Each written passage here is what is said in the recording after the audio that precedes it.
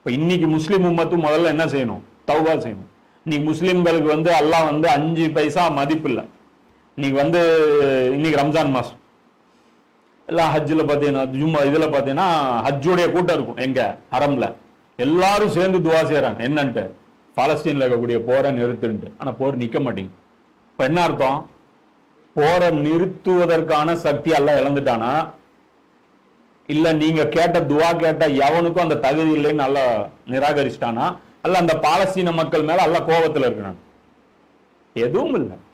பாலஸ்தீன மக்கள் மேல அல்ல கோபத்தில் இல்லை. இன்னைக்கு உலகத்திலே சிறந்த தராவி எங்க நடக்குது? காசால. லைட் இல்ல, ஒண்ணும் இல்ல, காருடைய லைட்டை போட்டுட்டு பள்ளிவாசல் இடிஞ்சிருச்சு, வெறும் ஒத்த மினாரா நிக்குது. அந்த நேரத்துல கூட இப்ப நம்ம என்ன சொல்றோம்? அல்லாஹ் எனக்கு என்ன செஞ்சான்?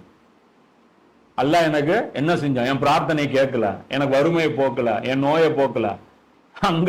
அங்க தொழுவரனுக்கு ஒரு கால் இல்ல, ஒரு கை இல்ல, வீட்டுல இருந்த 5 எல்லாரும் காலி, ஃபேமிலியில ஒருத்தன் தான் நிக்கிறான், மீதி ஃபேமிலியை காணும். அவனுக்கு தொழுகைக்கு வரணும்ட்டு அந்த தோணிச்சு இல்ல. அதே எவ்வளவு பெரிய விஷயம். நம்மளா இருந்தா அல்லாஹ் மேல கடும் கோபத்துல இருப்போம். சாப்பாடு வந்து மேல இருந்து ஒரு பொட்டலம் போடுறாங்க, போட்டு அரிசி வந்து செதறிடுச்சு. சமைச்ச அரிசி, நான் சாப்பாடு சொல்றேன், சாப்பாடு வந்து சமைச்ச சாப்பாடு, அந்த பாஸ்மதி ரைஸ் அவன் போடுறான். யாரு? அமெரிக்கா போடுறான். கூத்துனா தெரியுமா? அமெரிக்கா போடுறான்.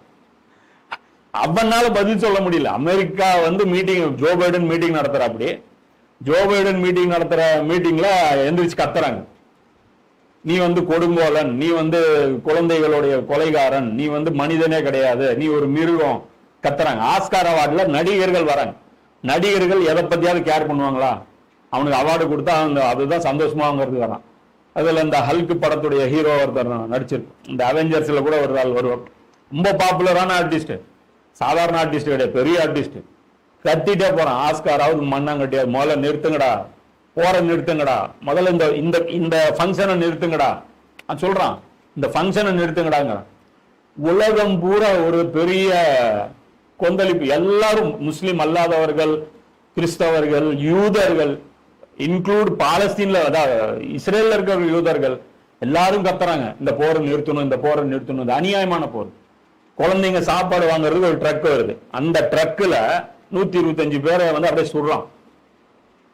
குழந்தைங்க சாப்பாடு வாங்க வந்த அந்த குழந்தைகள், பெண்களை சுடுறான். அதுவும் வந்து சரி ஏதோ மிசைல் போட்டான், ஏதோ டார்கெட் இல்லாம எங்கேயோ போய் விழுந்துருச்சுன்னா அது ஒரு கணக்கு, புரியுதா? வான்வெளி தாக்குதல் நடந்தது, அப்பனா கீழே யாரை நோக்கி சுட்டான்னு தெரியாதுங்களாம். புல்லட்டு, துப்பாக்கி எடுத்து ஸ்னைப்பரை வச்சு, இந்த சாதாரண AK-47 வச்சு, இதை வச்சு புல்லட் அடிக்கிறான். என்ன மனசாட்சி இருக்கும் அவனுக்கு?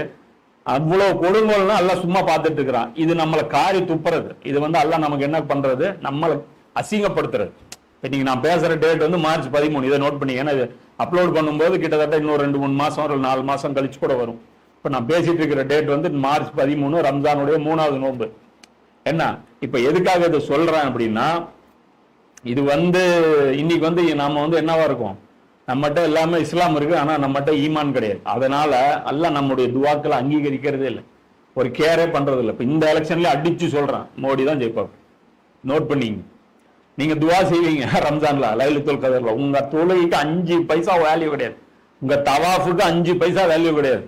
நீங்க அல்லாஹ்வுடைய தீன, அல்லாஹ்வுடைய தூதர் கற்றுக் கொடுத்த விதத்துல நீங்க எடுத்து செயல்படுத்தாத வரைக்கும், நீங்க அதை வந்து மக்கள் மத்தியில பிரச்சாரம் செய்யாத வரைக்கும் உங்களுக்கு எந்த மதிப்பையும் அல்லாஹ் ஏற்படுத்த போறதில்லை.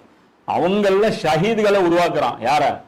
அங்க பாலஸ்தீன் மக்களை ஷஹீத்களை உருவாக்குறான். அதான் சொன்னல, சாப்பாடு மண்ணு கூட கலந்துருச்சு. கலந்த மண்ணுல இருந்த சாப்பாடு அதுக்கு போட்டி போட்டு 2 குழந்தைங்க ஒரு பிளாஸ்டிக் ஒரு கேரி பேக் வச்சிருக்கான், இவன் அள்ளி போடுறான். அதான் நினைச்சேன், மண்ணு இவ்வளவு கலந்துருச்சு, அந்த சாப்பாடு என்ன பண்ணுவோம்? அதை எடுத்துட்டு போய் ஒவ்வொரு அரிசியா எடுத்து சுத்தம் பண்ணி அது சாப்பிடுறான். இஃப்தாருக்கும் ஒண்ணும் இல்லை, சஹருக்கும் ஒண்ணும் இல்லை. எல்லாம் பக்கத்துல இருக்கிறது என்ன? ஒரு பக்கம் எகிப்து, இன்னொரு பக்கம் ஜோர்டானு. எது? 2 இஸ்லாமிய நாடுகள். காசாவுடைய 2 பார்டர்ல 2 என்ன இருக்கு? இஸ்லாமிய நாடுகள். உதவி இல்லை. என்ன இந்த பக்கம் எல்லா டெம்போ வந்து நிக்குது எகிப்து பார்டர்ல, திறந்து விட மாட்டேங்கிறான். பார்டர்ல விட்டா அந்த பக்கம் கொண்டு போய் கொடுக்கலாம். இவன் கத்துறதுக்கு அமெரிக்கா கொண்டாந்து வானத்துல இருந்து போடுறான் சாப்பாடு. ஏன்னா இத்தனை பேர் செத்துட்டாங்கன்னு அமெரிக்கா பதில் சொல்ல முடியும். நம்மளுக்கு ஜாலியா இருக்கு. இன்னைக்கு ஹரம்ல பாருங்க, சந்தோஷமா இருப்பாங்க. நம்ம இப்ப சுதேஷ் வந்து இன்னைக்கு வந்து தராவி வந்து பண்ணுவாரு, என்ன உலகத்தின் நம்பர் 1 இமாமு அப்படிம்பாரு. அத முஃப்தி உமர் ஷெரீப் இப்ப போட்டிருக்காரு, ரோஹத்தின் நம்பர் 1 முனாஃபிக். யாரா? இமாம் சுதேசிய அவர் போட்டிருக்காரு, நம்பர் 1 முனாஃபிக் வேங்க அப்படின்ட்டு. கொஞ்சம் கூட மனசாட்சி இல்லை. ஆனா என்ன தெரியுமா நடக்கும்? தாராவி முடிஞ்சாலும் துவா நடக்கும். எதுக்கு? பாலஸ்தீன மக்கள் வந்து எல்லாம் காப்பாத்து அப்படின்ட்டு. இப்படிதான் யூதர்களும் பண்ணிட்டு இருந்தாங்க. பகரால பார்த்தோம்ல, சிலரை சிறை பிடிச்சாங்க. அவங்கள விடுதலை செய்யும் போது மட்டும் என்ன பண்ணுவாங்க? இந்த நல்ல தொண்டுகள் எல்லாம் செய்வாங்க. இன்னும்